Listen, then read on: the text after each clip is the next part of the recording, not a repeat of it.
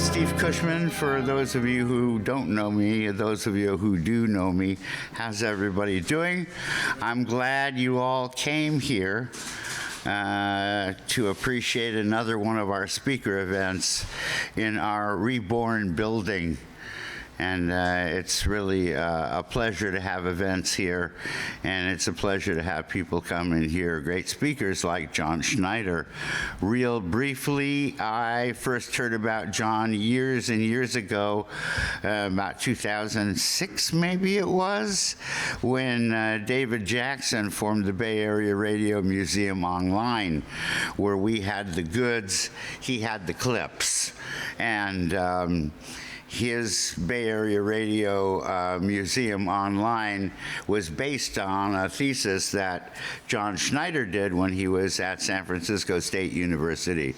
So, and John has just been, he is the man to go to for anything historically radio.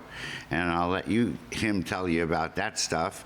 But thanks for coming, and I'm going to give you over to our executive director, Rachel Lee, who has these kind words.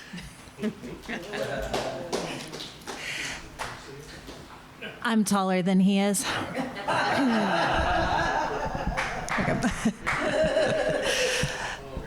Welcome to the California Historical Radio Society. I am Rachel Lee. I'm the executive director, and I just wanted to encourage everyone to go to our website to find out our events. We've got a speaker event every month. July is our signature event, Radio Day by the Bay, and that's going to be July 19th. We've got the Barhoff induction coming up. Additionally, if you go to bayarearadio.org, we are currently having the Don Sherwood Awards voting that's going on, and that's sort of like a listener's choice award for Bay Area broadcasters. So check all those things out. If you haven't toured the building, do that. Come see us on Wednesdays and Saturdays. Sign up to be a member, donate, volunteer. I think I hit it all. So without further ado, John Schneider.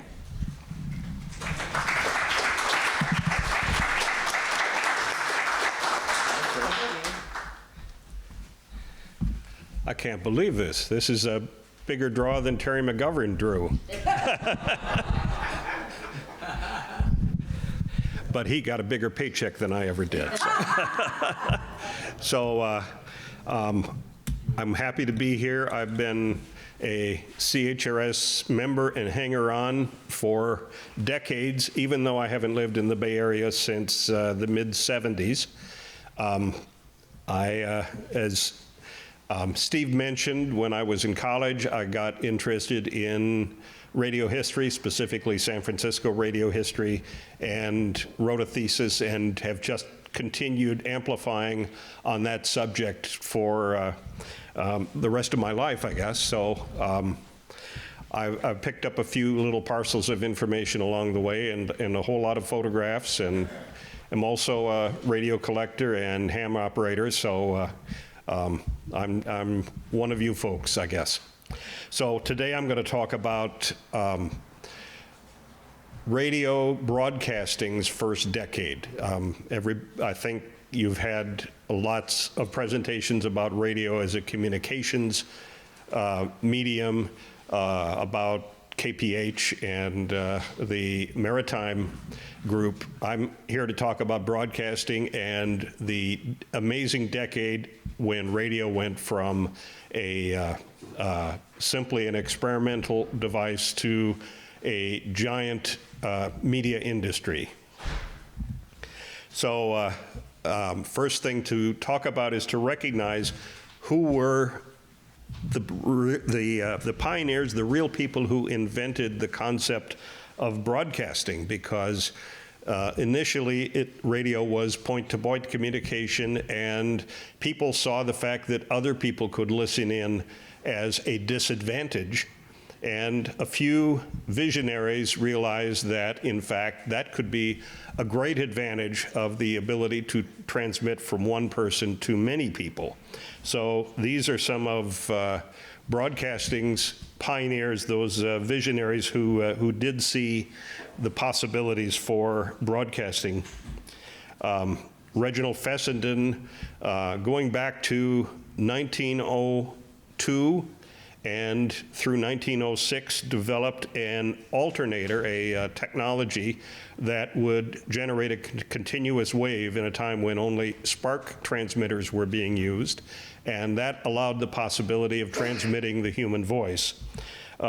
The story is that he broadcast music, played the violin on Christmas Eve through his transmitter, and it was heard by ships at sea all over the Atlantic. That was from Brant Rock, Massachusetts, where he had his experimental station in 1906. Of course, some people think KDKA in Pittsburgh was the first radio station, broadcasting stations. We all know better. It was Doc Harold who operated the college, the Harold College of Wireless in San Jose, and he started broadcasting on a weekly basis in 1912 and did so until 1917 when the government required all radio transmitting and receiving installations to be shut down and disassembled during the course of World War I. So except for the fact that he was off the air during World War I, he was broadcasting from 1912 and right up until today as the station continues as KCBS in San Francisco. We all know that story very well. But there were others. Lee DeForest opened his station 2XG in High Bridge, New York in 1916, and he was doing regular broadcasting in New York, just like Charles Harold was here on the West Coast. He broadcast live music. Vaughn DeLeith sang live on his radio station. He broadcast phonograph music and election returns for the presidential election in 1916. Unfortunately, he shut the station. He announced that Taft had lost the election, and he shut the transmitter down and went to bed. But he was also off the air from 1917 to 1919 because of the World War shutdown. After that, when he tried to go back on the air, the New York radio inspector would not allow him to do so. So he took his transmitter and moved it to the California Theater in San Francisco, started broadcasting here in May of 1920. And what he would do, he had a microphone down on the stage and would broadcast live concerts of the theater orchestra every afternoon on long-wave frequencies. And he did over 1,000 broadcasts over the course of 2 years. In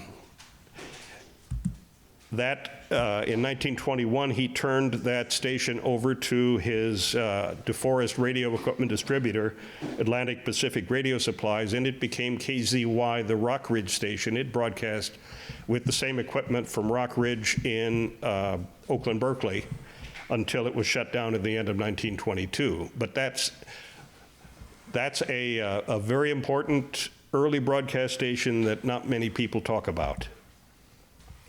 Over in the Northeast, AMRAD, radio manufacturer, had its station 1XE operating from Tufts University, and it began regular broadcasts in October of 1919. The call sign was changed to WGI in 1921, and it operated until it ran out of money and closed down in 1925. In Seattle, Vincent Kraft began regular broadcasts with his experimental license station 7XC. He broadcast from the garage of his house and would have live as well as recorded music. He was doing it on amateur radio frequencies, but it was a broadcast operation, clearly. In 1922, it was relicensed as KJR, which is still on the air today. And Vincent Kraft was also the person who was the original builder and founder of KYA here in San Francisco. Other early broadcasters, the U.S. government operated WWV. Before it was a time and frequency station. They would go on and broadcast both information and news bulletins and also some entertainment. 8XB in Cincinnati in February of 1920 was doing regular broadcasts and promoting them to the public. Western Electric in March of 1920 had a radio station on Long Island, which was 2XB, and that was primarily a technology testing facility, but they did broadcast entertainment programs to the public. In Los Angeles, 6XD, which later became KOG, started in April of 1920.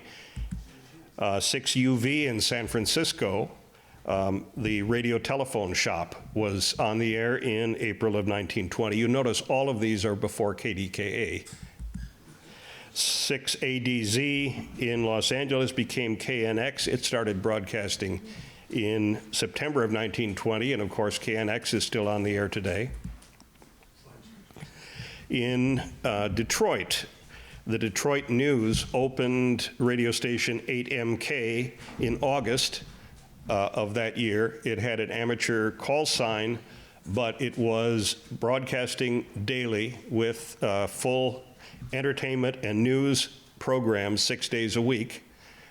And they did broadcast election returns both in August and for the November 1920 presidential election, the same night that KDKA was broadcasting theirs. That call sign changed to WWJ in 1922, and they, of course, are still on the air today.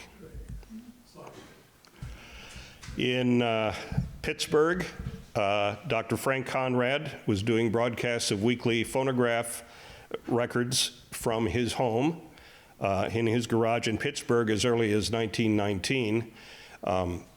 He was an employee of Westinghouse and was doing experimental transmitter development, and on the side out of his home, people would hear his programs, and so he started playing phonograph records on a regular basis. His boss, Harry Davis, got wind of this and said, you know, we should have a radio station, and it would help promote the sale of our Westinghouse radio receivers. And so KDKA began broadcasting in Pittsburgh with the election returns in November of 1920, and that is the date that is generally marked as the day that amateur experimental radio broadcasting started to become commercialized. After KDKA's success, Westinghouse opened 3 more stations the following year. They were WBZ in Springfield, Massachusetts, WJZ in Newark, New Jersey, and KYW in Chicago. And the interesting thing is that the first broadcasting license, the license given to a radio station specifically for the purpose of broadcasting, was given to WBZ in 1921. So if we were going to say on the basis of licensing what was the first radio broadcasting station, it would be WBZ. Another interesting station, one of radio's pioneers was Major Andrew White. He assembled a special event station in Hoboken, New Jersey, WJY, and the purpose was to broadcast the Dempsey-Carpentier fight in 1921. The station was on the air for exactly 1 day, was assembled, they broadcast the fight. Major White was in the ring and was passing the blow-by-blow information to the station over the telephone, where the technician in the station would hear it on the telephone and repeat it into the microphone. And what they did, because there were so few radio listeners, people with radio receivers at that time, is they put radio receivers in theaters and sold tickets to go to the theater to hear the play-by-play of the fight. And 350,000 people heard the Dempsey-Carpentier fight in in theaters in 1921. That created a lot of positive publicity about radio as an entertainment and information medium. And that encouraged RCA and particularly General David Sarnoff. It wasn't a general at the time, but David Sarnoff, head of RCA, had not paid too much attention to broadcasting, but that got his attention and said, RCA, we should have our own station. So they did open a station. It was 2XR. It was in Roselle Park, New Jersey, opened on December 4th, 1921. And they took the same transmitter that had been borrowed for the Hoboken fight, moved it to Roselle Park, and that became the the first RCA station. The call sign was changed to WDY, and then in 1922, RCA acquired the station WJZ in Newark from Westinghouse, and they said, we don't need two stations, so they shut down WDY and operated from Newark on WJZ. So 1922 was the year of the radio boom, and that is those of us who remember the growth of the internet, which seemed to happen overnight from, I heard of this thing called the internet, what is it, to suddenly everybody had it. The only other time a technology has been so quickly adopted, other than the internet, was radio. That between January and June of 1922, it grew overnight into a national fad. So, number of stations grew from 30 in January to 556 in December. The Department of Commerce, which at the time had the responsibility for licensing radio stations, they couldn't control what frequency they used. You couldn't say no, but that you couldn't operate, but they would give you a license to anyone who applied for it. They couldn't handle the demand that overnight was coming from everywhere. And the same with the stores that sold radio parts. Nobody sold complete radios other than the commercial kind of radios that you see here in the back room. So people would buy the parts in the stores and build their own radios. By 1923, 1 million homes in the US had a radio, compared to almost none in 1921. And also, RCA and its licensees sold millions and millions of vacuum tubes over the course of the 20s, all due to the radio broadcasting boom. So in December 1921, here is the state of radio broadcasting in the country, with showing where the radio stations were. You can see that there were two big areas of early adopters, California and the Northeast. And other than that, there was no radio broadcasting in the country. This was January of 1922. Here's February. Here's March, April, May, June, July. In the course of 6 months, there were more broadcasting stations than you could find frequencies for, ways to operate on the band. They didn't know where to put all the stations. Any receiver you had, like the early crystal sets and the Areola Junior and Senior, you would be lucky if they'd only received 2 stations at once. So the first broadcasters transmitted on random frequencies just about anywhere, from the long waves all the way up to 400 meters. It's thought that KDKA was first operating on 909 kilohertz. Nobody knows for sure. But when I mentioned 1921, the Department of Commerce created a new class of license for broadcasting, and WBZ received the first one. Westinghouse asked the FCC, or the Department of Commerce, to give them a single frequency, and they thought, we'd like a frequency that our 3 radio stations could use exclusively. And they said, okay, we'll give you 360 meters, but we'll give all of the broadcasters 360 meters. Everyone has to share one frequency. And they did set aside a second frequency just for weather and crop reports. But basically, if you had a radio receiver, you had only 2 places on the dial to tune to.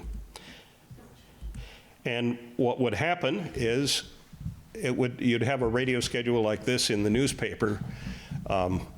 It would be, during the course of the day, you'd have a schedule for different programs like you'd have much later, except that every program came from a different transmitter. KZY would come on the air and broadcast for 45 minutes. They would go off the air. KDN would come on, and they'd broadcast for an hour, and they would go off, and the broadcasters in a community all had to get together and agree upon a schedule and decide, okay, you get Tuesday, Thursday, and Saturday from 7 to 8:30 at night. And so all of these stations with varying degrees of power and program quality, it was just, had to be a mess, you know, for anybody who, you know, nobody's around now who was there then, but remember when I was younger talking to people about how this was, and it was all very amateurish, and sometimes Station A would forget to turn off their transmitter when Station B came on, so the two were on the air and fighting each other at the same time. And then one night a week, people would complain, say, well, I can't hear Los Angeles or Denver or New York because the stations are on the air locally, and of course it's all one frequency. So they would have what they called silent night, and one night a week all the stations would go off the air so that the local DXers could listen for distant stations in other parts of the country. So of those early stations, there were a few really grand, well-financed corporate stations. I mentioned that RCA bought WJZ in Newark, New Jersey. They moved it to Aeolian Hall in New York City in 1923, broadcasting with 500 watts, which was high power at that time. Then they opened again the Hoboken station, WJY, as a second station, and both stations operated in New York City from that same antenna. You can see here there are 3 transmitters, so they had one for each station, and then a third as a backup that would be used for either station. And that was their one of their 2 studios that they had at the same time. WJZ was considered to be the highbrow station, and WJY had its own studio in the same building, and that was more lower class programming, jazz, and entertainment. So they actually had what you might call radio formats in 1923. Its competition across town in New York was WEAF, owned by AT&T, and that was probably the country's most prestigious and well-financed station at the time. Big studio complex, as you could see. They got the finest entertainers, the opera singers from the New York Metropolitan Opera, symphony orchestras, incredible, good quality programming, some of the best technology in terms of transmitting and audio equipment, so it had one of the best quality signals on the air and was heard all up and down the East Coast. Another station that opened at that time was WGY, opened by General Electric in Schenectady, New York in February of 1922.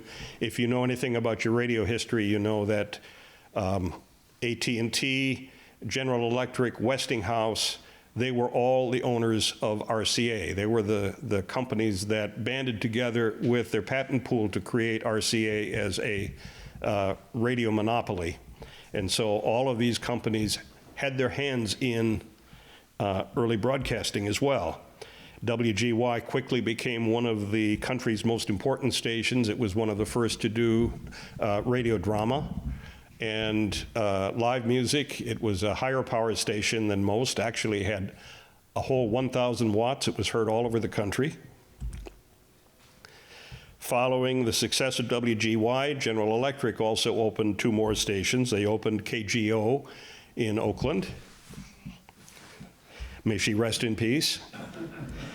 And KOA in Denver. You can see they had the same architect for all of these buildings. But other than these few corporate stations, most radio stations at the time were small little operations by amateurs, tinkerers.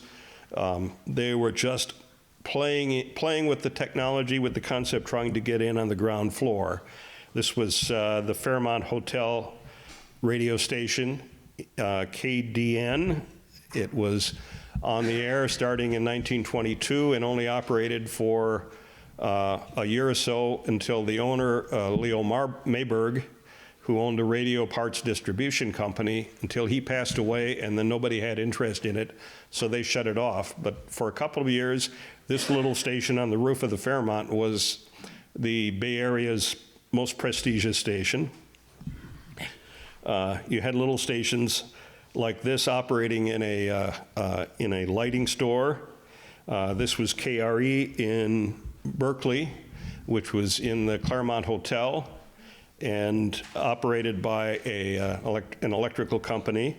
This radio station was in a mortuary.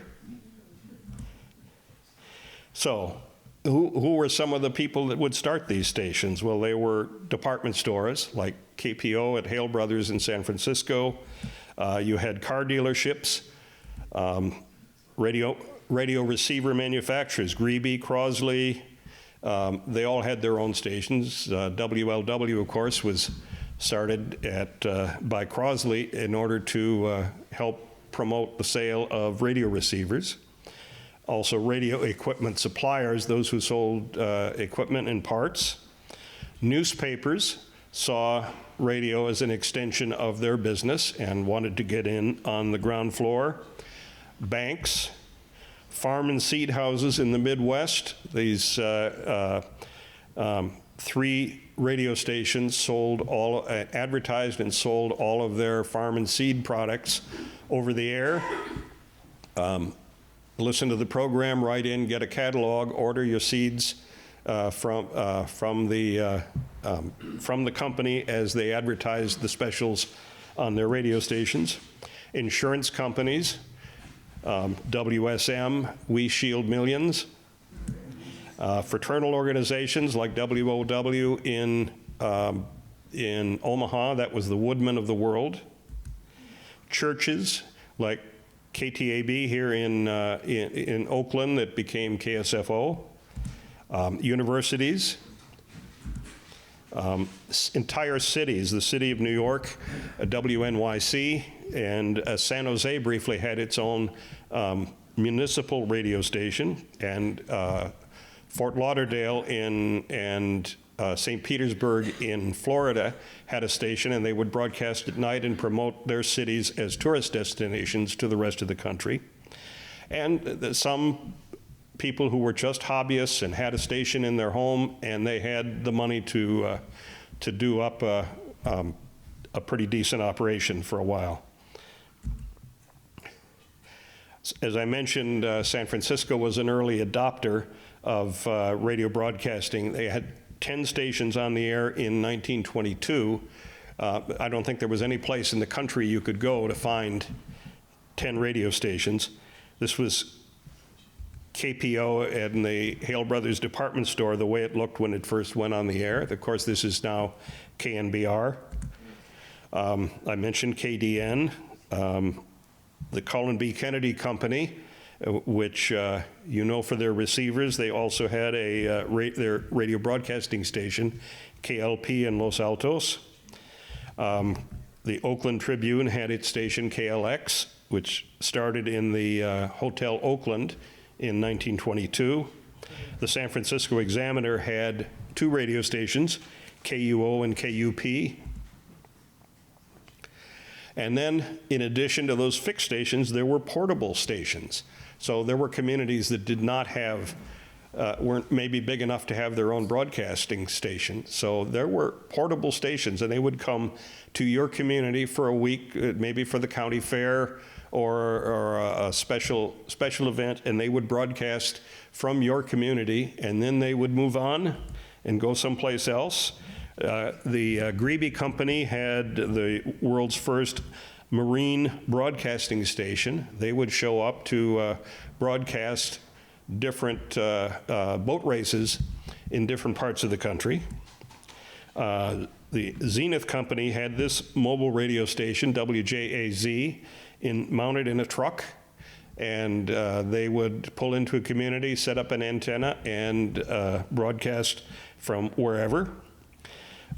This radio station, WHBL, was in a railroad car. A boxcar was divided into half. One half was the transmitter, the other half was the studio.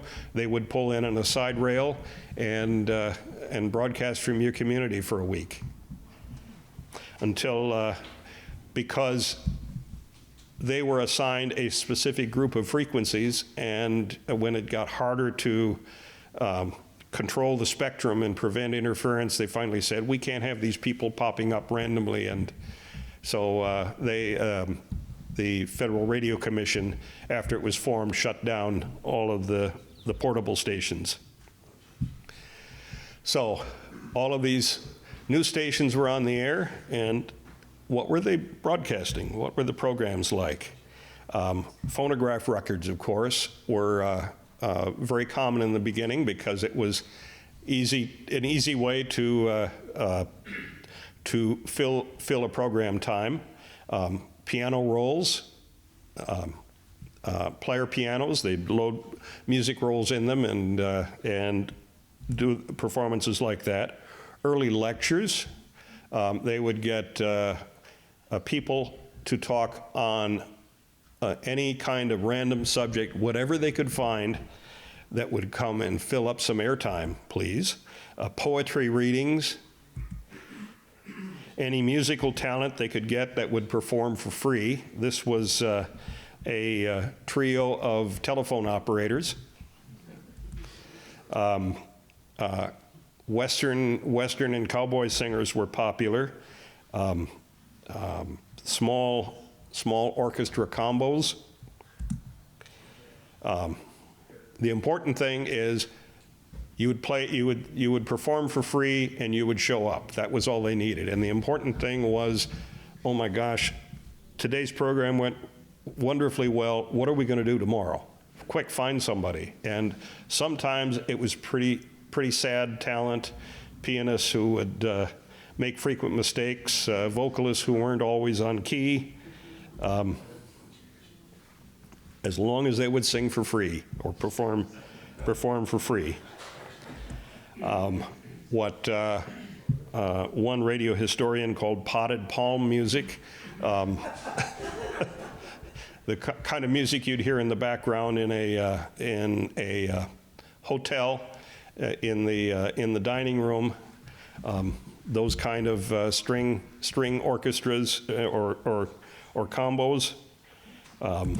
This was the Aryan Trio. They performed on KGO and later actually on NBC out of San Francisco as well. This is WWJ in Detroit. They had a string quartet. Light opera and grand opera was really important then.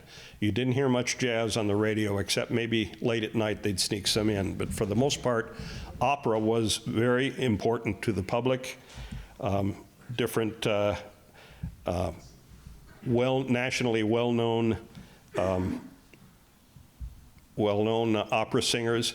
I remember the engineer from KDN in the Fairmont Hotel station told me about Madame Schumann-Heike, who was a world-renowned vocalist, and she came and sang on the station KDN, so she had to go up to the roof of the Fairmont Hotel and then climb up a ladder to get into the little shack where the transmitter was and do her singing in front of a microphone.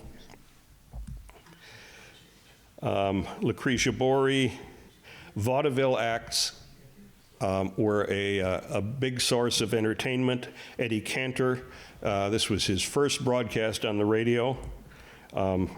Weber and Fields, comedian.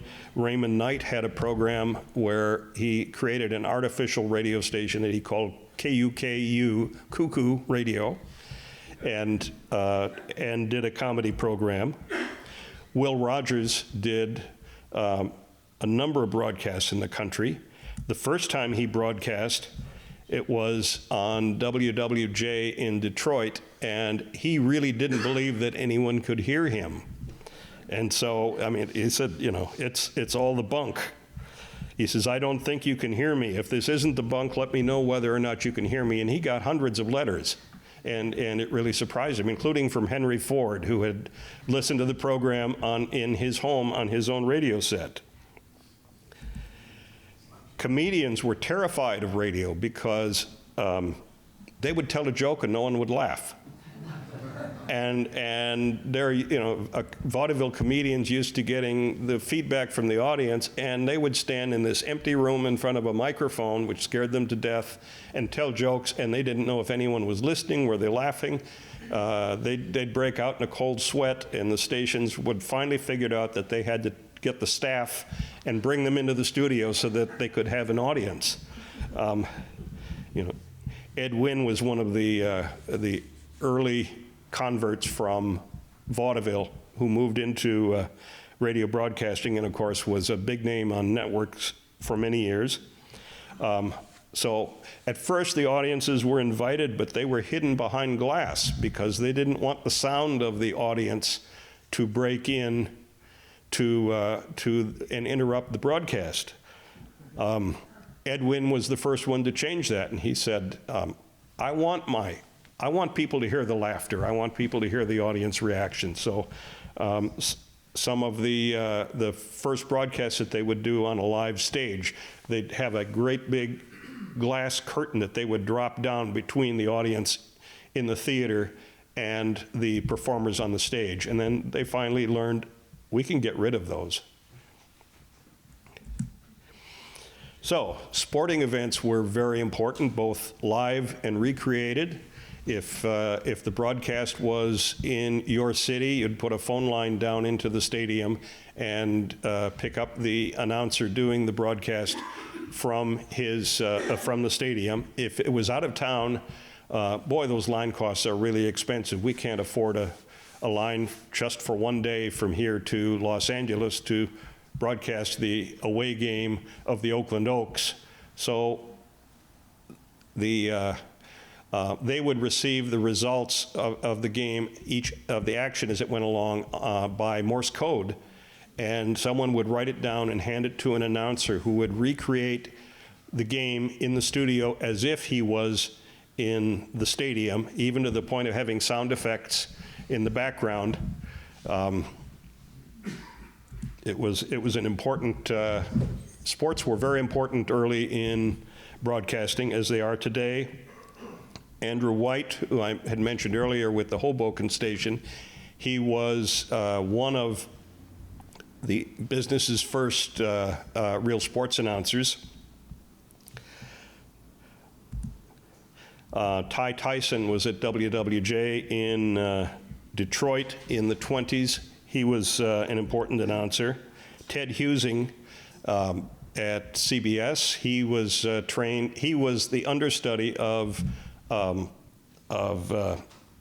White, and he learned sports broadcasting from him. Tris Speaker, WENR in Chicago. Ernie Smith at KYA here in San Francisco. And Graham McNamee at WEAF was probably radio's first star announcer, both in sports and in other events. And interesting stories about how he came to be in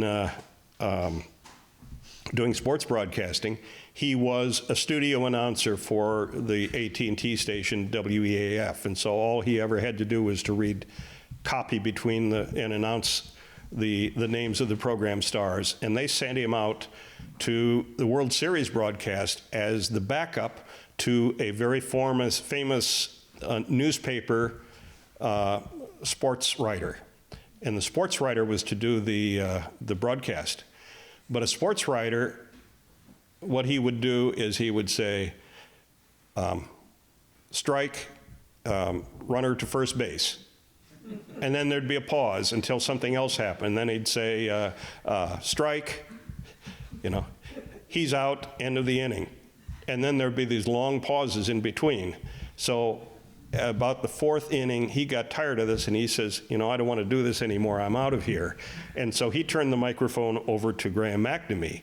And he started realizing, I got to fill these times in between. So he would start talking about what the weather was like, and here are the people I see in the stadium, and I see the coaches over there in the dugout, and he's having a conversation with the pitcher. Maybe we'll have a change of pitcher here. And so he started adding color, and he realized that in 1923, 1924, no one in the history of the world had ever had to describe an event in words live to an audience. It didn't exist as an art form. It had to be invented. And Graham McNamee was one of the key people who invented the art of describing a scene and an event in a colorful and interesting way to an audience. And really all of the sportscasters today and people who do political analysis at conventions and so forth, they all owe it to Graham McNamee and the others back then who really created the art that they are practicing today and showed them how it can be done. Remote broadcasts of things other than sports were important. With what you would do now with a little tiny mixer or a computer, they needed a couple 100 pounds of equipment and batteries and telephone lines to go out and do a broadcast. NBC here had its own truck. There's a picture of this same truck over there, I noticed, on that table that they used to do broadcasts in the local area. Hotels were a great location for radio broadcasting stations. It was prestigious for the hotel to have an antenna on the roof, and the radio station liked it because at that time they thought antennas had to be high in the air so they could propagate their signal better. And they would run a wire down to the ballroom and do nightly broadcasts of the hotel orchestra, which for the hotel was good publicity because they'd encourage people to come in and have dinner and listen to the orchestra that they heard on the radio. So it was a symbiotic relationship between the radio stations and the hotels, and that was one of the common remotes that you would hear with a nightly broadcast of the hotel orchestra. So here's the St. Francis Hotel Orchestra from that time.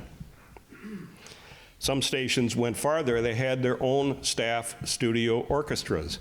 The Musicians Union would require, if they were going to have music broadcast in their station, well, they had to hire them for so many hours. You just couldn't say, play for a half hour and you're done. So as long as we're doing that, we might as well have our own orchestra. This was WTMJ in Milwaukee, KSTP in St. Paul, where at the time it was common for all the musicians to wear these artist frocks. KOMO in Seattle, WWJ in Detroit, WCCO in Minneapolis. These were all important stations, but they all were well enough financed to have their own studio orchestras. Political candidates realized the importance of radio and would get on the air, get some airtime to give their speeches, and they started to realize that it was good publicity, good for their campaign. The stations and early networks broadcast the conventions of the political parties before the elections, the presidential elections, and sometimes these broadcasts would go on for days. all day long of broadcasting live the proceedings of the political conventions around the country. Child performers were a big draw. People loved to hear children on the radio, so whether they were speaking or singing, playing the piano, children's programs were very popular, particularly bedtime stories or after-school children's programs. A number of stations had the character they called Big Brother. KPO in San Francisco had one. This one, Bob Emery, was the Big Brother in WBZ in Boston. More children broadcasting. I found this one interesting, one station that did art lessons over the radio. You figure that one out, but somehow. Chess games and bridge games. So they would do bridge lessons on the radio and then would broadcast a game announcing the moves that each player made. Several weddings were broadcast live. Anything they could find that they thought would be of interest to people. Stunts, someone jumping out of an airplane with a parachute and a backpack transmitter and describing as he came to Earth. As we know, lots of blackface and race comedy. That was part of vaudeville at the time, and that made its way onto radio. Amos and Andy being the longest surviving of that group. One thing I found particularly interesting is that WGY in Schenectady, the General Electric station, was the first to broadcast a radio drama. Several had done plays before where they put the microphone on the stage and broadcast the sound of a play, but that was confusing to the audience because they couldn't see what was going on, and a play was written to be visual. WGY started broadcasting variations that were made specifically for radio, where they would describe the activity. No, put that gun away, please. You had to tell. You had to know. Don't shoot. This was the first radio drama broadcast in September of 1922. Was a play called The Wolf that was specially written for radio, designed to be heard on. Is that in the phone booth? Would somebody get the phone, please? It was the first program done for radio. They timed it to actually be a 45-minute precisely timed out performance, and it was so successful that year they did 43 more radio plays, and they had a stock company called the WGY Radio Players. And that was so successful that when General Electric opened their station here in Oakland, KGO, they said, let's do radio plays on KGO. And they, starting in 1924, these are pictures from KGO of broadcasts of early radio plays.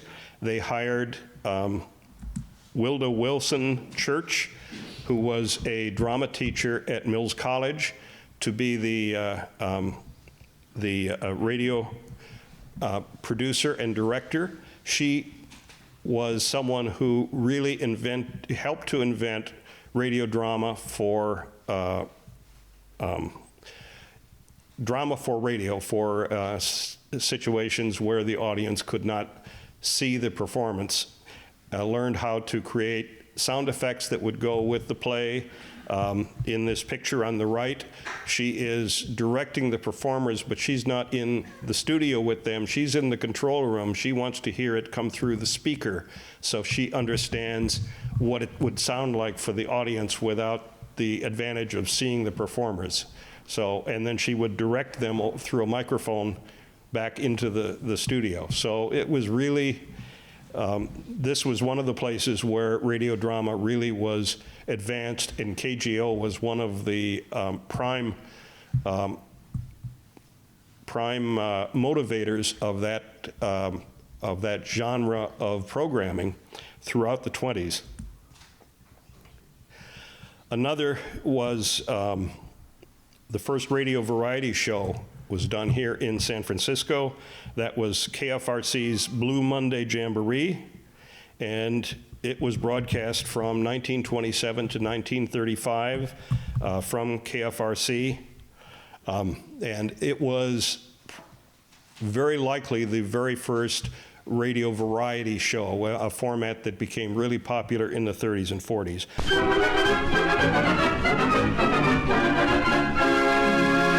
Lipton's begins at 9. From San Francisco, the city by the Golden Gate, we present the pioneer fun show of the West Coast, the Lipton's Tea Jamboree. Harrison Holloway, Master of Ceremonies. Claude Sweeten, Musical Director.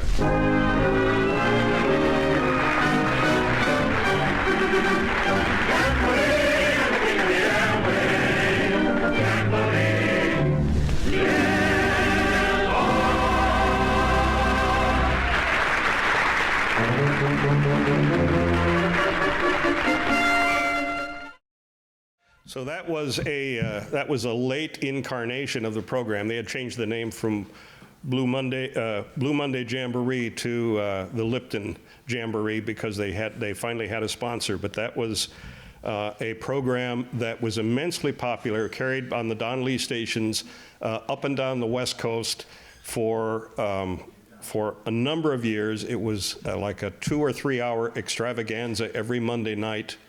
And in between, the show was so popular that the stars in the show would travel to different cities and do performances in theaters to local audiences. So it was, I can't explain what a big deal this was as I said, starting in 1927. And Harrison Holloway was the man who started KFRC as a very young man, developed this program and combined with the Don Lee Network, and later went on to be the general manager of KFI in Los Angeles. So in the beginning, advertising was not allowed on the radio. And as a result, many stations didn't have revenue and they closed. So if you go back into the 20s, probably 2/3 of the radio stations that were operating during the 20s ended up closing for financial reasons. Finally, and the government had a hand in this because they said, no, this is a public service. It shouldn't be spoiled by advertising. Eventually, they realized nobody else is going to pay for this. It has to be advertising. And that was when things started to change for the better for broadcasting. In the beginning, it was just institutional advertising. Advertisers would get name recognition benefit for sponsoring a program like the Clico Club Eskimos from Clico Ginger Ale or the Eveready Hour. Much like NPR program name sponsorship today, where they don't actually do commercials, but they just bring you the program courtesy of. So let's go from the subject of the programming to the technology. Early radio technology was generally all of the transmitters, everything was hand-built with varying degrees of quality. The corporate stations, of course, they had the best equipment. They had access to all of the patents that only they had the right to use. Most early stations built their own transmitters. Some were beautifully built, like this one from Doug Perham. Others were not quite so perfect. This one was pretty much of a mess, I think. This was a 50-watt transmitter of a short-lived station, KZC in Seattle, and it's now at the Science and History Museum in Seattle. The story about this one is it was when the station shut down in the early 20s, the studio transmitter room was remodeled, and they basically put a wall in and walled the transmitter into the wall, and it wasn't discovered for another 70 years.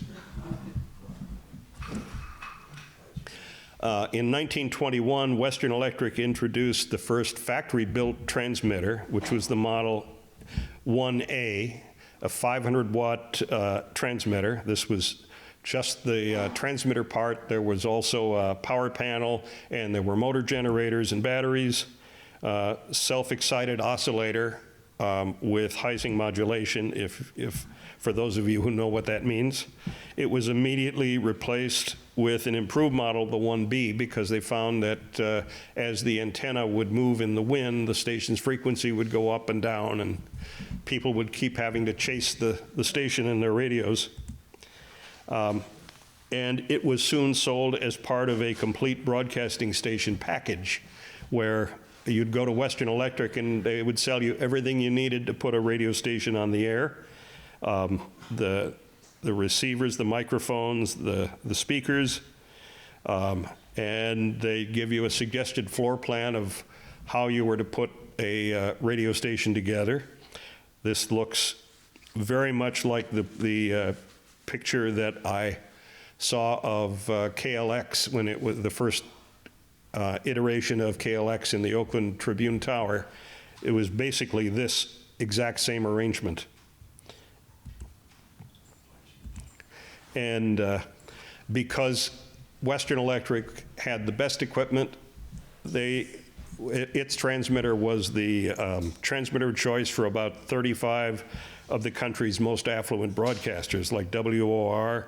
This was KGW in Portland, KNX in Los Angeles, KPO in San Francisco, KHJ Los Angeles, WWJ in Detroit. These were some of the first users of those transmitters. At the time, it was believed that the best kind of antenna was to build towers on top of a tall building and put horizontal wires, what's called a flat top antenna, between them.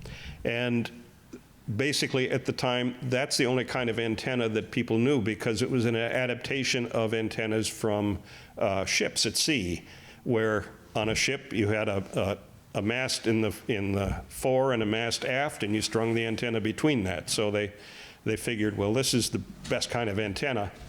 And only years later did they discover, no, actually a vertical antenna sitting on the ground is a much better radiator. So these kinds of antennas tended to go away through the years. But as I mentioned, hotels love to have towers on top of their roofs. It was very prestigious for them because it showed they were up to date with the latest technology. RCA, GE, Westinghouse, and AT&T were the companies that really developed the technology of radio, while everyone else was building and copying the circuits that were already known. These were the companies that were developing new technologies, higher powered transmitter tubes, high voltage rectifier tubes, transmitter frequency control with crystals, 100% modulation. I apologize for those of you who aren't technical, but some of you guys know what I'm talking about. Higher powered RF levels going from 1,000 watts to 5,000, 10,000, and 50,000 and above. And these companies were using their own radio stations as test beds for the development. I know in the case of WGY, which is in Schenectady, very well documented, GE was constantly changing, modifying, updating equipment, continually in a process of experimentation and innovation on the engineering side, which was completely separate from the people doing the programming. By 1928, GE had developed a series of water-cooled tubes that went up in power as high as 100 kilowatts each. And I saw a tube like this, smaller version, here in the building, but the bottom half of it is a water jacket. It's the anode of the tube, and it is cooled by water that's being continually flowing across it. So that was the way they were able to keep the tube cool in order to go to higher and higher transmitter powers. General Electric developed many other improvements. They were the people who created mercury vapor rectifiers, crystal control, and they built high-powered transmitters up to 100 kilowatts. The picture in the lower right is an experimental 100 kilowatt transmitter in the GE laboratories, and there were no cabinets. It's all over the room. In 1925 through 1927, we saw the first 50 kilowatt high-powered broadcasting stations. I mentioned WGY in Schenectady. This was WJZ in New York in 1925 with a transmitter built for them by Westinghouse. This was at WEAF on Belmore, Long Island, and they made 50 kilowatts. They didn't have a single tube that would do it, so the highest powered tube at that time was 5 kilowatts, so they needed 10 of them, plus a couple of spares in water-cooled jackets to make 50 kilowatts, all operating in parallel. This is a picture of what that transmitter looked like. A year later, it was obsolete as they had higher powered tubes. Western Electric built this 50 kilowatt transmitter for WLW in Cincinnati in 1928. It's still there today and is said to still be operable. Western Electric did several other new commercial models. The 6B was 1 kilowatt. That was a very popular transmitter. It was used all over by stations all over the country well into the late 40s. The 5 kilowatt transmitter. This is an interesting story. AT&T tried to claim patent rights. They said, we own the patent for these circuits, and all these radio stations in the country that aren't using our transmitters, you owe us royalties because you're using our circuit in your transmitters. And 500 so radio stations said, to heck with you. They even wanted to patent the concept of broadcasting, which is to say, you have to sign an agreement, you have to pay us a royalty, and you have to assure us that you will never broadcast advertising because only we are allowed to broadcast advertising. So they went so far as to sue a radio station, WHN in New York, and they won the case. But the negative publicity they received from all of this was so overwhelming that they backed off and never pursued the case farther. But for a while, they were trying to completely control the concept of broadcasting in the United States. And 2 years later, they said, that's enough, let's get out of broadcasting. For $1 million, they sold WEAF to RCA and completely exited the broadcasting business. One reason that they did that is they recognized that the money was not in broadcasting. It was in leasing phone lines to tie radio stations together, because now we started to have the concept of radio networks.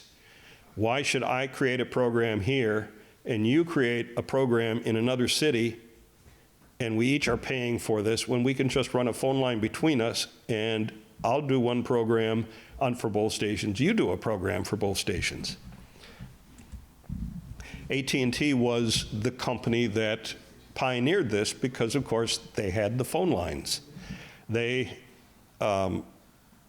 figured out how they could equalize a phone line so that they could get broadcast quality audio, not just telephone audio, but higher quality audio across a specialized phone line and connect cities between it.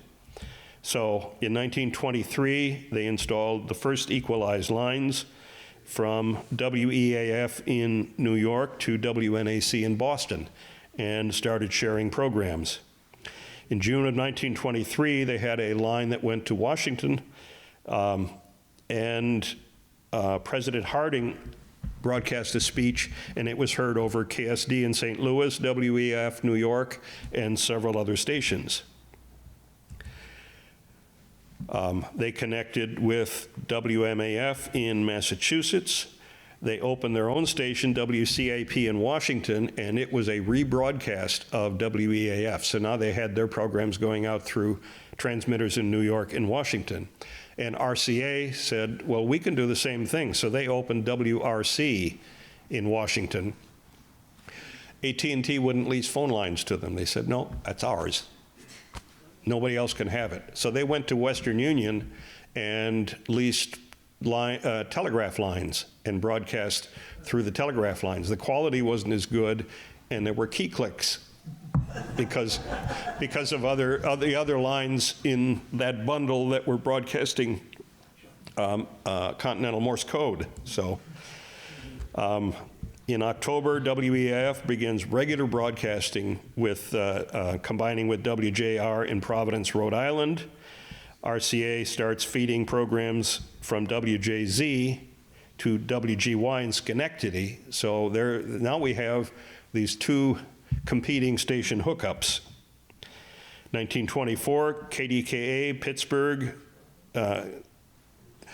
WBZ in Boston, KYW in Chicago. They joined the radio group hookup. That's the WJZ RCA hookup. The RCA stations are now putting together a pretty significant network.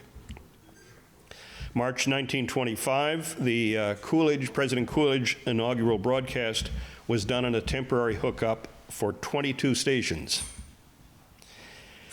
And finally, in 1926, AT&T decides to get out of the radio broadcasting business. When they sell WEAF to RCA, they also sell their network, the network that they had built. And this is what that network looked like at the time.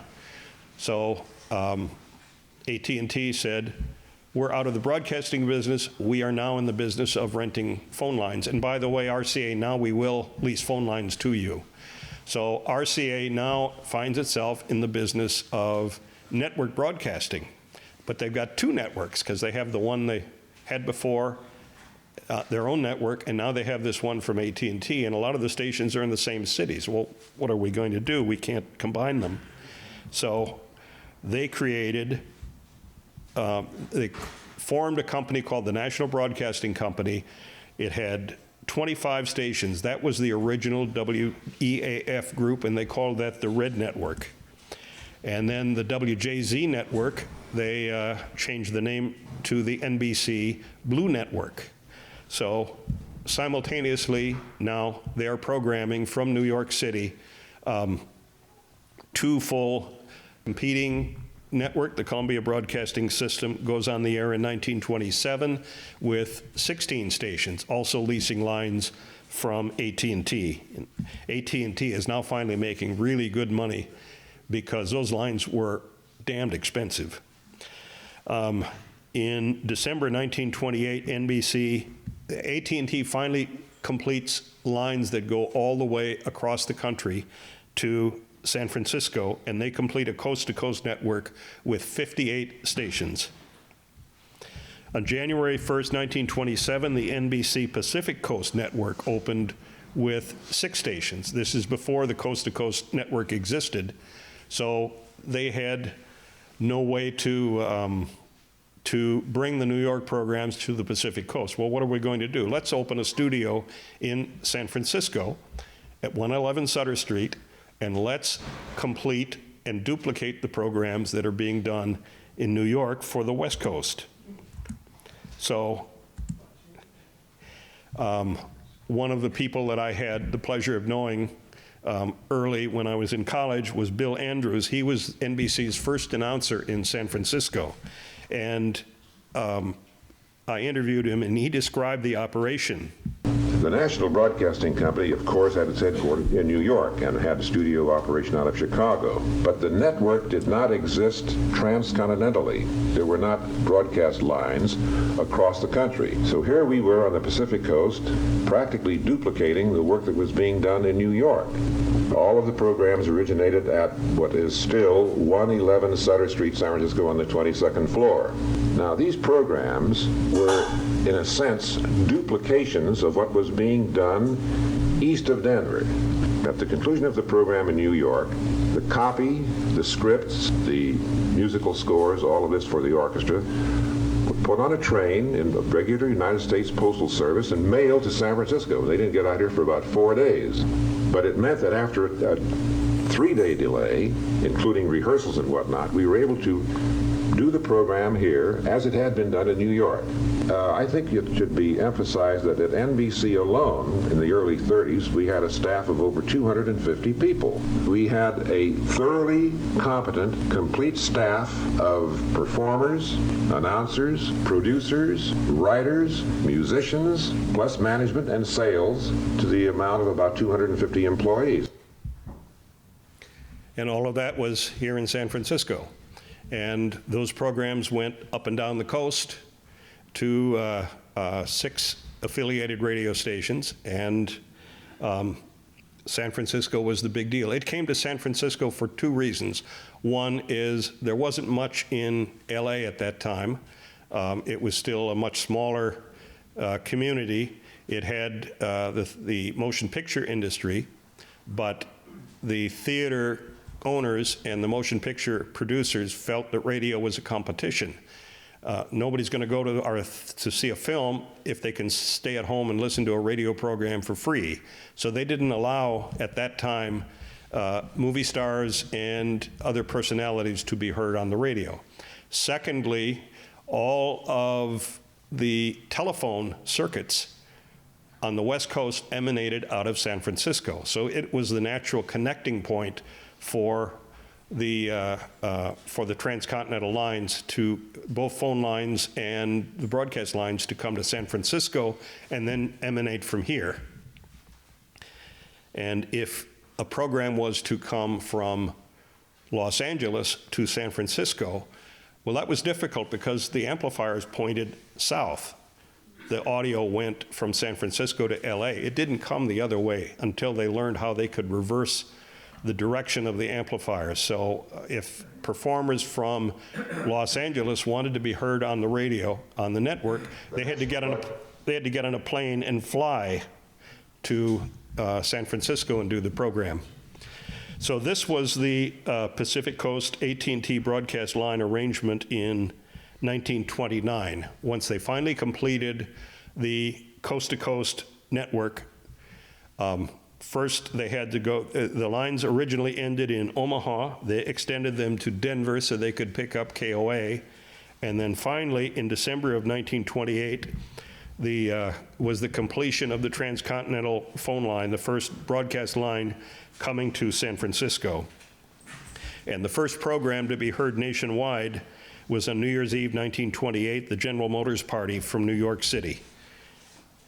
It was the first time that a program had been heard on the West Coast. Actually, a New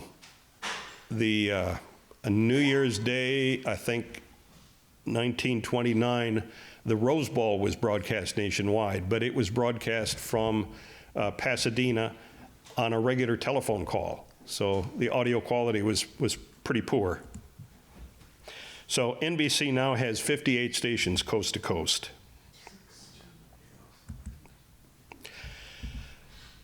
In February of 1927, there are now 733 radio stations on the air in the United States. That's too many. They're interfering with each other because the Interstate Commerce Commission was not allowed to deny anyone a license. If you asked for a license, they had to give you a license. They had to give you a frequency, but they couldn't say no. So there were too many stations, and they're interfering with each other. The public is complaining because they can't get clear radio reception. It's interference. It's They're hearing multiple stations at once. They're hearing heterodynes from other stations on the frequency because the frequencies weren't well controlled. There were what they called wave jumper stations, and that's a station that says, I don't like my frequency, there's too much interference, I'm going to move to another channel, so try and stop me. Horrible interference ensued. There were, I would say, questionable quality of programs on the air, such as fortune tellers, medical frauds like the famous John Brinkley, the goat gland doctor, Norman Baker from KTNT in Iowa, who broadcast that his cures for cancer, radio preachers, including the famous Amy Semple McPherson, the pirates of the airwaves, the Zenith radio station, WJAZ in New York, they were assigned only 2 hours a week on 930 kilohertz on a night when KOA was off the air. They said 2 hours a week is not fair. We're a big corporation, we should have more. Department of Commerce says no. They said, to heck with you, we're moving to a Canadian clear channel. And they expanded their broadcast hours, and they even went so far as to publicize with postcards and programs on the air. They did programs on the air that were the radio pirates. And it was all in the face of the Interstate Commerce Commission, and whose leader at the time was Herbert Hoover. So Hoover says, to heck with it, I'm taking WJAZ to court as a test case, and he loses. Because the court says, well, the Communications Law of 1912 does not give the Department of Commerce the rights to control the spectrum. The law isn't written well enough. So this finally leads our Congress to enact the Radio Act of 1927, and they create what's called the Federal Radio Commission. And its job is to put order to broadcasting. They had their first meeting in 1927, and they are tasked with the job of eliminating 150 radio stations in the country and deciding who can broadcast and who cannot, and who deserves to broadcast, who has programs that are worthy of the public interest, convenience, and necessity, and who is just abusing or wasting spectrum. So at that time, all broadcasters receive 3-month licenses. Every 3 months, they have to apply for a license renewal. In April 1927, they're required to improve their transmitter technology to keep the frequency within 500 hertz. That's to eliminate the heterodynes, that the whining noises that would come out of receivers. In 1928, they canceled or set for hearing 164 stations. In August 1928, they came out with a new band plan. All stations had to move to new frequencies, and they kept shifting stations around every couple of months, say, you're now on 1280, you have 2,500 watts, you can only broadcast in the daytime. In 1930, they set new transmitter standards.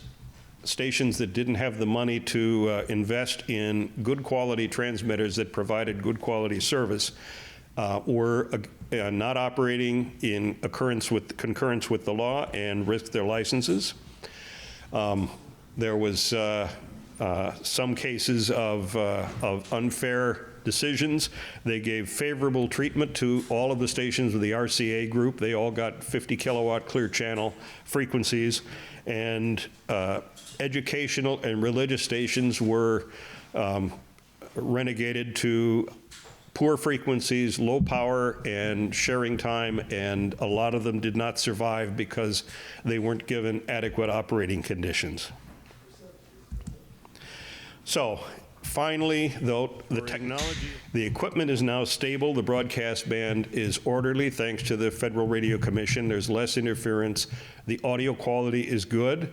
Radio receiver manufacturers are now making really good quality receivers with good audio quality and sensitivity, and people are able to enjoy the service of radio broadcasting. This picture on the lower left is the 50 kilowatt transmitter at KPO in San Francisco, in Belmont actually, where it remains today in the same building. Advertising is finally accepted, and now big money is coming into radio. It's pushing the small-time operators out of the way, and we're seeing expensive programs being fed across the country on networks with big money behind it and sponsored programs. The Depression comes along, and it's really good for radio because vaudeville is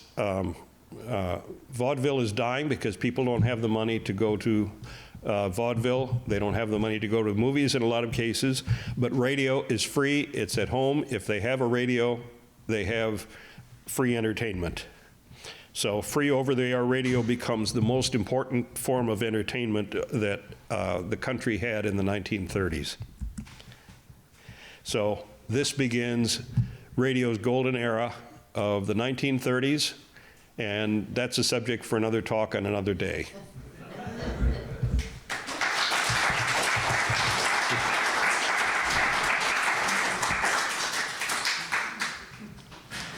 We can open it up for questions.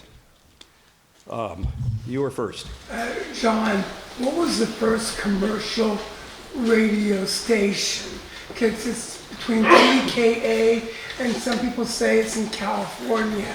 Could you clarify the misconception? Well, what was supposedly the first radio commercial was on WEAF, the AT&T station in New York. They believed that their business was to be a station that sold airtime, that they weren't program creators. They would simply sell the time. And so a commercial in 1924 for an apartment complex was the first identified formal radio commercial. But radio advertising from that point really grew very gradually. And you can't point to one station and say they were ahead. KPO. So I see KPO labels on radios every now and again, old radios. What did it become? Became KMBC and then KMBR. Okay, and then what was it on 680? Was I think it was on 680 even before the NAFTA. 813, I think. What was it? I think it was 813 original. Oh, well, going way back, yes. Okay. But And so the second question is, you just said that the transmitter is still there in Belmont. well, the transmitter building is. Oh, the building. Yes. The building, the same tower location where they are now is the one that NBC developed in the early 1930s. Did you comment on the border blasters? Oh boy, that's another whole wonderful subject. But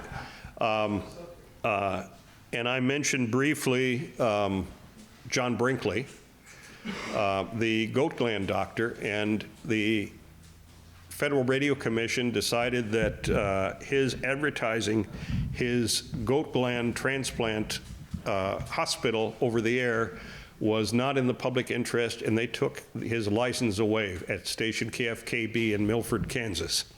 And he had made so much money doing this surgery in his hospital in Kansas that he opened a hospital in Del Rio, Texas, went across the border to Ciudad Acuña in Mexico, and convinced the Mexican government to give him a license for 150,000 watts.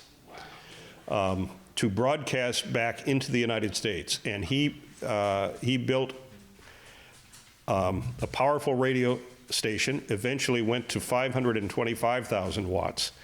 and would only broadcast at night and was heard all over the country. And he was selling, promoting his own medications, his surgeries, his hospitals,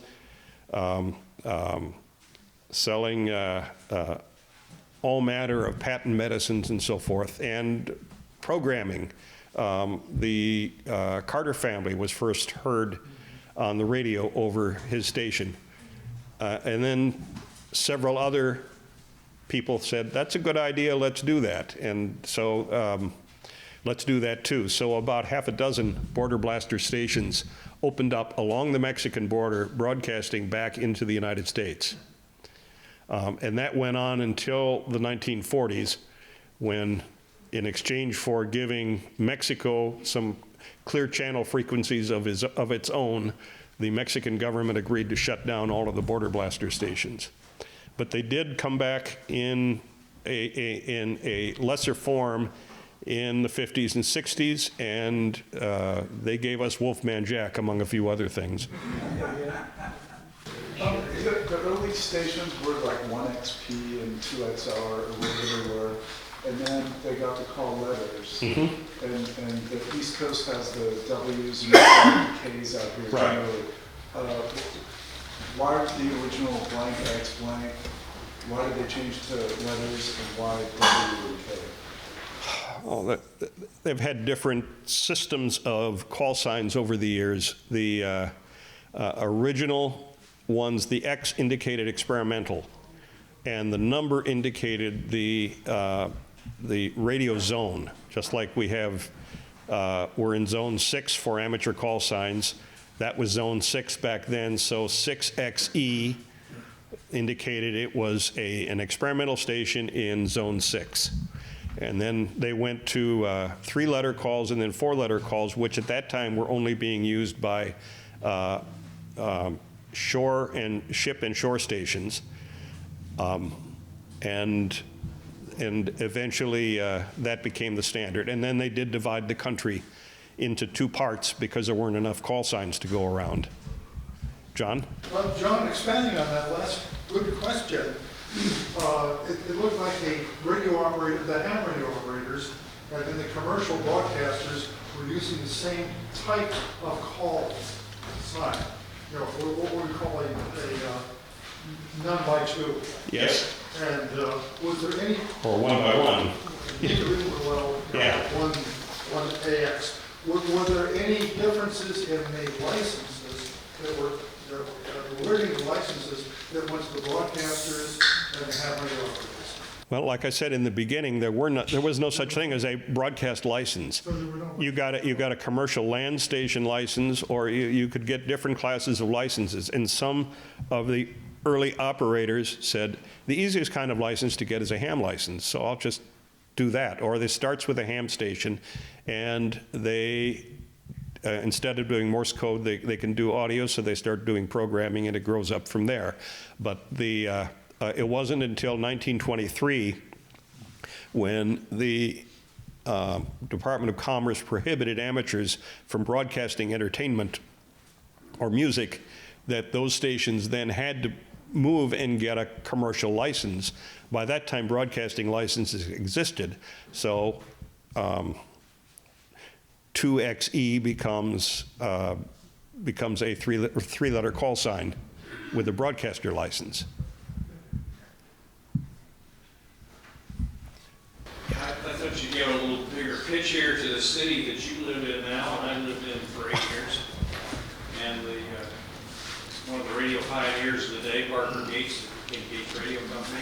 They were formed in 1922. Gates Radio started in 1922, and it started making audio equipment for theaters. And it wasn't originally a radio company, but Parker Gates and William Lear and Elmer Wavering got together one day. They were young radio experimenters. William Lear was a little older, but they had girlfriends, and they liked to put radios in their cars and go up on the hills at night and entertain their girlfriends on the radio and make out. And yeah, but radio didn't work too well in a car. You know, there was so much interference from the car's electrical ignition system. Where do you put the antenna? It runs the battery down in the car. So they worked together and created the first practical automobile radio design, and then they took it to Chicago, and they demonstrated it to names. They demonstrated it to Galvin Engineering Company, and they said, yes, we could produce that. And they did start to produce it successfully and sold aftermarket radios into the automobile market, and that company was so successful that they changed their name to Motorola. But all of that started in Quincy, Illinois. And Parker Gates went on then to do audio equipment for radio broadcasting stations, and then finally radio transmitters, built 50, 100, 500 kilowatt shortwave transmitters, TV transmitters. They're still in business today, operating under the name Gates Air. So, The factory's still in Quincy. and the factory is still in Quincy, Illinois. And interesting technology that came out of the Midwest. Anything else? I've held you for a long time. Quick comment, when you were talking about the network orchestras. Yes. Or the radio station orchestras, my grandfather's brother, whose name was Cyrus Trobowitz. Cy Troby. And because Trobowitz was not a very good entertainment name, he changed his name to Cy Troby. Yes. And he was the leader of the NBC orchestra at the Palace Hotel, or was the KPO orchestra? He was a program performer at led an orchestra on KPO, and then later on KYA when it was a Hearst broadcasting station, and was a violinist with the San Francisco Symphony for many years. I interviewed him when I was in college in early 70s. Well, I knew him when I was a little boy. All right. He was part of our family. On my website, there is the audio of the interview with him. Oh, I gotta look it up. Yeah. And when I was a tiny kid, all radio meant to me was where I could plug my crystal set in, and not the history, and not that my cousin was a famous conductor on the radio. That's wonderful. Yeah, he was really important in San Francisco in radio in the 20s and 30s. And for that matter, so was Meredith Wilson, who was the lead flautist with the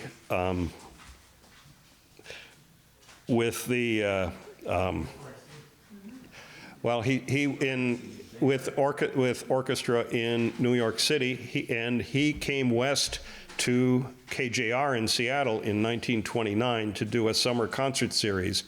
And when he did that, he brought a lot of musicians from New York with him, and KJR went bankrupt, and the musicians never got paid. So he couldn't go back to New York to continue playing with orchestras there because a lot of people that he worked with were mad at him. So instead, he got a job at KFRC in San Francisco as their first music director. Later moved to NBC in San Francisco as an orchestra leader and a composer, and then moved to Los Angeles and Hollywood.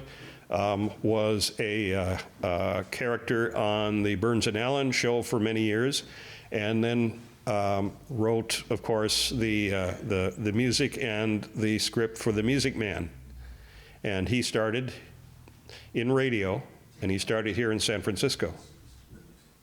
One more quip about Cy Troby. At some point later in his career, he was an instructor at San Francisco State College. Yes. And now you know how I met him. There you go. And my sister, who's 9 years older than me, had him took one of his classes, and he was very strict. No women in his class would wear pants. Every woman had to have a skirt or a dress on. Yeah, and he had a tie. Yeah, always. Yeah. Yeah. Any more questions? Well, This has been fun. Tom for coming out, seeing us. Thank you, Steve. And it's a pleasure to get reminded of the great history that radio has brought us.